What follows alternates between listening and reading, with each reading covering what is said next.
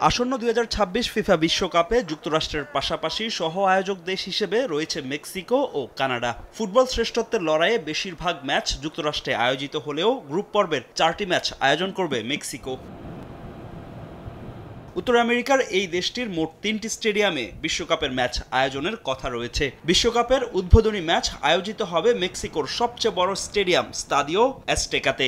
এছাড়া মন্টেরি স্টেডিয়াম ও গুয়াদালাহারা স্তাদিও অ্যাক্রন স্টেডিয়ামে বিশ্বকাপের ম্যাচ আয়োজনের কথা রয়েছে। তবে জলিস্কোর অ্যাক্রন স্টেডিয়াম নিয়ে রক্ত হিম করা এক তথ্য উঠে এসেছে মেক্সিকোর একটি অনলাইন পোর্টালে, জানিয়ে তোলপাড় শুরু হয়েছে বিশ্ব গণমাধ্যমে। মেক্সিকোর অনলাইন পোর্টাল অরিস্তেগুইয়ের দাবি ২০১৮ সাল থেকে ২০২৪ সাল পর্যন্ত অ্যাক্রন স্টেডিয়াম ও এর আশপাশ থেকে উদ্ধার করা হয়েছে শত শত ব্যাগ ভর্তি মানবদেহের অংশ।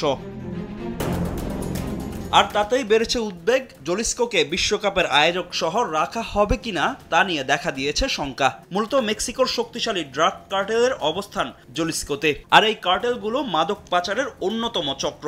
মানব পাচার সহ বিভিন্ন অপরাধ কর্মকাণ্ডের সঙ্গেও জড়িত তারা। এই মুহূর্তে জলিস্কোর সবচেয়ে সক্রিয় কার্টেলগুলোর অন্যতম নিউ জেনারেশন।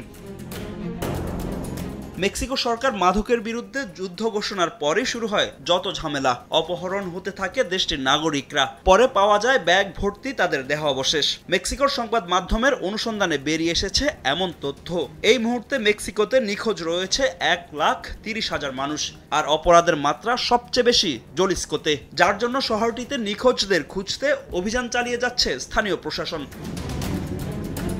তবে বিশ্বকাপের আগে সব অভিযান বন্ধ করে দিবে মেক্সিকো সরকার। বিশ্বকাপ ঘিরে অর্থনৈতিক বিষয়ে বেশ গুরুত্ব দিচ্ছে তারা। বিশ্বকাপ মাথায় রেখে জলিস্কোতে নিরাপত্তা বাড়ানোর ঘোষণা দিয়েছে মেক্সিকো। বাড়ানো হয়েছে ৩,০০০ নজরদারি ক্যামেরা এবং মোতায়েন করা হবে বিশেষ ন্যাশনাল গার্ড।